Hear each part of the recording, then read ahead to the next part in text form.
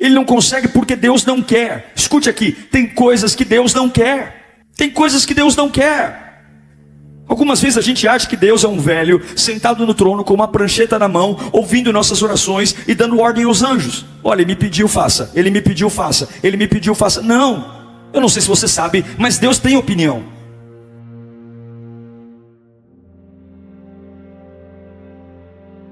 Tem alguém aqui com certeza está passando por uma batalha enorme. Eu iria pregar hoje sobre as filhas de Zelofeade, já estava certo, mas na hora que me arrumei para sair da minha sala, Deus me mandou voltar. E me lembrou de uma mensagem que já preguei há muito tempo atrás, inclusive ela é um dos assuntos do meu livro, Deixe Ir. E Deus disse para mim, você precisa falar sobre isso. Você precisa falar sobre isso. Eu vou falar de um dos homens mais espetaculares da Bíblia. Sem dúvida, eu pessoalmente, para mim, depois de Jesus Cristo, no Antigo Testamento, é o homem mais brilhante. Porque ele consegue ser ao mesmo tempo frágil e ao mesmo tempo forte. É Davi. E eu quero falar de um dos episódios de Davi mais poderosos. Nós falamos muito de Golias, quando ele mata o gigante. Mas esse episódio, se nós aprendermos o que eu vou te ensinar aqui hoje pela palavra, você vai ser uma pessoa imparável. Imparável. Você quer ser uma pessoa imparável? Abra sua Bíblia então em 2 Samuel, capítulo 12, versículo 15. Depois que Natã foi para casa, o Senhor fez adoecer o filho que a mulher de Urias dera a Davi. Verso 16. E Davi implorou a Deus em favor da criança. Ele jejuou e, entrando em casa, passou a noite deitado no chão. Os oficiais do palácio tentaram fazê-lo levantar-se do chão, mas ele não quis e recusou comer. 7 dias depois, a criança morreu. Os conselheiros de Davi estavam com medo de dizer-lhe que a criança estava morta. E comentavam: enquanto a criança ainda estava viva, falamos com ele, e ele não quis escutar-nos. Como vamos dizer-lhe que a criança morreu? Ele poderá cometer alguma loucura. Davi, percebendo que seus conselheiros cochichavam entre si, compreendeu que a criança estava morta e perguntou: a criança morreu? Sim, morreu, responderam eles. Então Davi levantou-se do chão, lavou-se, perfumou-se e trocou de roupa. Depois entrou no santuário do Senhor e adorou. E voltando ao palácio, pediu que lhe preparassem uma refeição e comeu. Os seus conselheiros lhe perguntaram: por que ages assim? Por quê? Enquanto a criança estava viva, jejuaste e choraste, mas agora que a criança está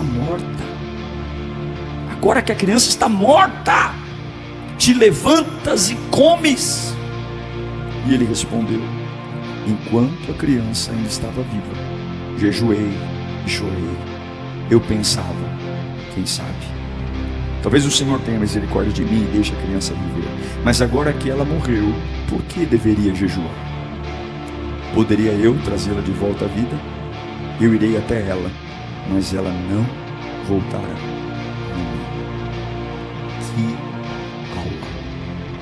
Que alma. Esse texto é um texto decisivo na vida de Davi. Você sabe, Davi gera um filho numa mulher que não é sua. E a consequência do pecado é: essa criança vai morrer. Deus envia o profeta Natã para dizer claramente que a criança vai nascer, mas não vai sobreviver. Davi entra numa guerra com Deus. Davi é um homem de fé. Davi não falta fé. Ele já matou um gigante. Ele sabe o que é ser usado por Deus. Ele já rasgou o leão, ele já rasgou o urso. Ele é um homem que já ouviu Deus falar com ele. E ele agora entra numa batalha para tentar reverter uma sentença. Ele arranca a coroa, ele arranca os anéis, ele tira toda a sua túnica real de linho, coloca pano de saco, e o pano de saco era colocado com você nu, porque a ideia do pano de saco é o calor do corpo te faz o pano ficar pinicando e você não dorme, coça. Ele se deita ao chão em cinzas, porque ele quer entrar num estágio de total humilhação diante de Deus. Eu nunca vi na história um rei fazendo o que Davi está fazendo. Uma humilhação profunda para tentar mudar um resultado, para tentar entrar numa batalha espiritual e dizer: Deus, reverta o que o Senhor disse, conserte isso. Mas no sétimo dia, sem comer nada, sem se alimentar, deitado no chão, chorando, se humilhando, dizendo: Deus, por favor, não adiantou nada. Ele vê os servos cochichando e ele já, inteligente como é, ele já sacou que a criança estava morta. Os servos estão com medo porque eles imaginam que Davi vai fazer uma loucura, porque ele se humilhou muito para Deus curar a criança. E se ele abriu mão de tudo para Deus curar a criança e Deus não curou, então agora ele pode, sei lá, se matar.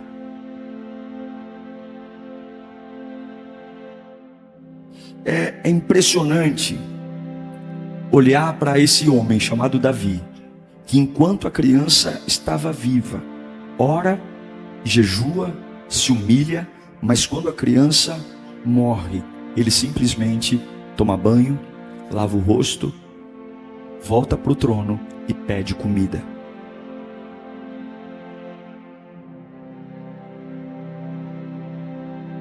Uau!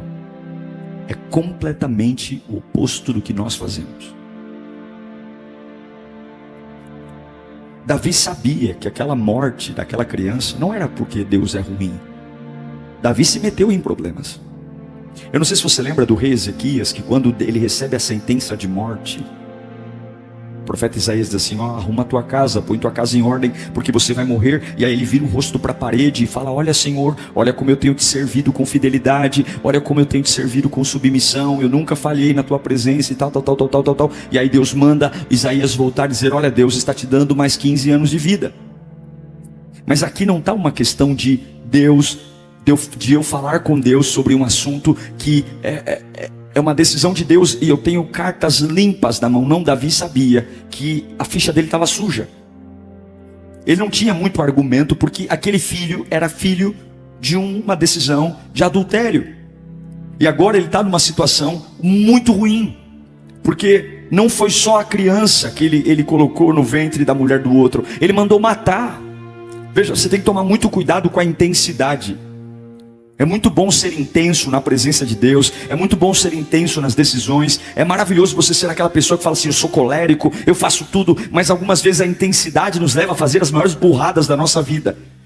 Toda a intensidade tem que ter até um equilíbrio. Não dá para você ser intenso em tudo, resolver tudo numa mesma semana. Porque esse homem que é extremamente intenso, que matou gigantes, que rasgou leão, que rasgou urso, que assumiu a postura de rei de Israel, também com a sua intensidade, ele cometeu um adultério e ele cometeu um assassinato. Toda a intensidade ainda assim tem que ser equilibrada. Um abismo chama outro abismo. E agora precipitações, adultério, tudo isso vai trazendo para Davi uma vida que custa muito. E agora ele não consegue ressuscitar a criança. Ele não consegue porque Deus não quer. Escute aqui, tem coisas que Deus não quer. Tem coisas que Deus não quer.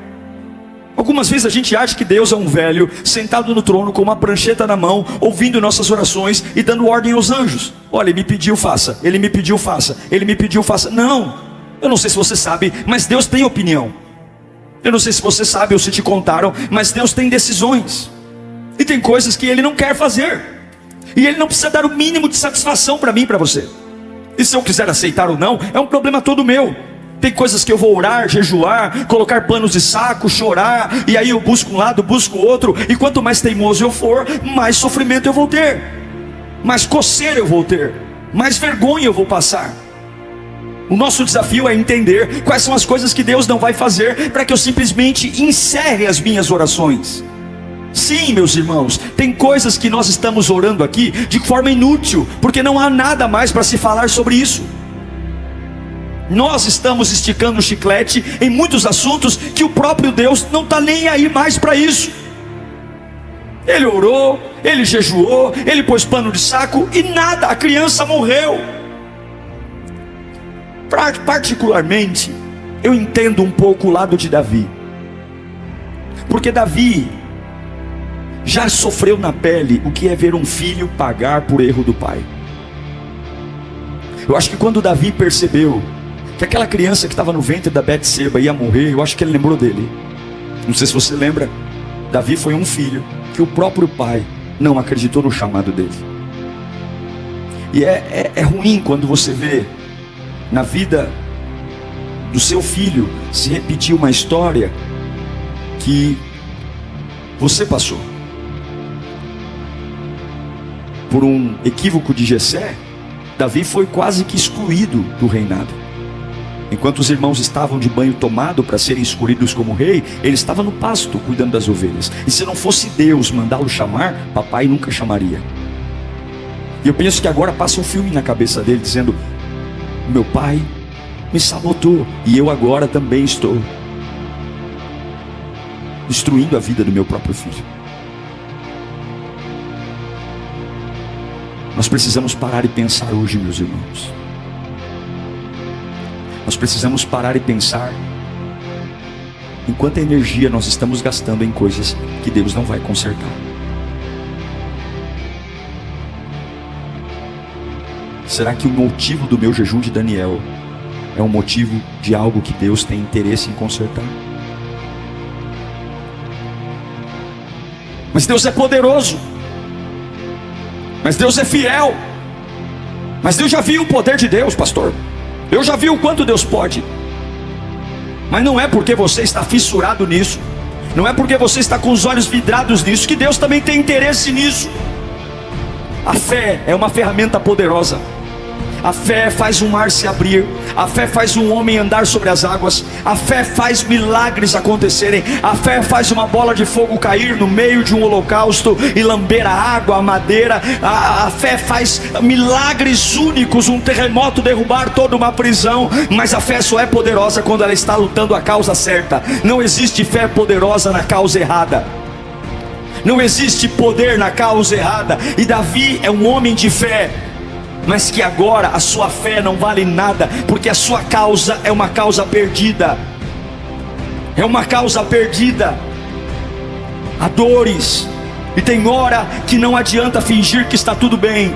Eu tenho que enfrentar as coisas que eu não estou disposto a encerrar. E eu pergunto para você hoje: quais são as coisas que você tem que encerrar? Porque não é a falta do novo. Deus já te deu o novo. Deus já te deu uma casa nova, uma vida nova, um casamento novo. Deus já te deu. A tua vida não precisa de nada novo. A sua vida só precisa de alguns encerramentos, de algumas despedidas.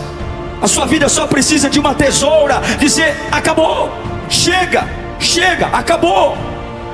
Talvez você está cansado, não porque não é criativo, não porque não é inteligente, mas está exausto porque você não consegue encerrar o luto. Quando Davi diz e pergunta: morreu, então acabou. Porque cada dia que Davi estava sentado no chão, cada dia que Davi estava deitado no chão, se humilhando pela cura do filho, era um dia fora do trono. Era um dia sem rei. Era um dia com o trono vazio. E onde não há governo, alguém quer governar. Um rei que se ausenta, levanta outro rei.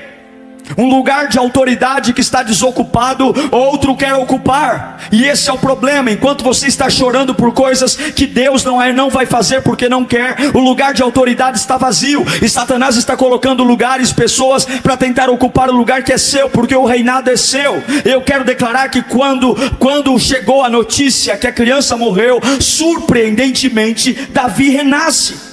E ele não renasce porque está feliz, ele não renasce porque está contente. O coração dele está dilacerado. O filho dele acabou de morrer. Eu não tive a experiência de perder um filho, mas aquele que já perdeu deve saber o quanto isso é desastroso, o quanto isso é difícil. Mas eu não quero que as pessoas entendam o meu interior. Quando eu me levanto, quando Deus encerra um assunto, não é para provar para os outros que sou forte, não é para fazer terapia, mas eu preciso responder ao céu de que eu não sou submisso à vontade de Deus só quando Ele faz o que eu peço. Eu sou submisso à vontade de Deus quando Ele contraria totalmente os meus desejos. O céu tem uma expectativa de que você não seja apenas um enjoadinho, engomadinho, que vem para a igreja apenas apontar o dedo para Deus e dizer faça, faça, faça. Mas o céu está esperando um caráter de filho que consiga, mesmo com a alma quebrada e doída, dizer: Pai, eu orei tanto por isso, eu clamei tanto por isso, eu chorei tanto por isso, eu estudei, eu trabalhei, mas hoje eu entendi que acabou mesmo. Eu estou encerrando o assunto, eu vou lavar meu rosto, eu vou trocar minhas vestes. Talvez demore alguns meses para eu voltar a sorrir,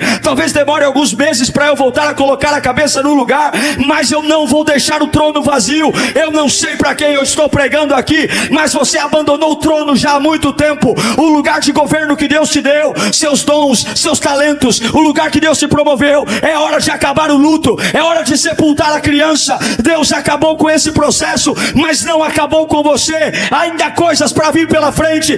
Ele não morre, Davi não morre, Davi não se mata, Davi não toma veneno, Davi não toma chumbinho, Davi não corta os pulsos. Ele simplesmente diz: preparem meu banho, lavem meu rosto, faça a comida, porque eu vou voltar a viver e eu vou encerrar o que Deus encerrou.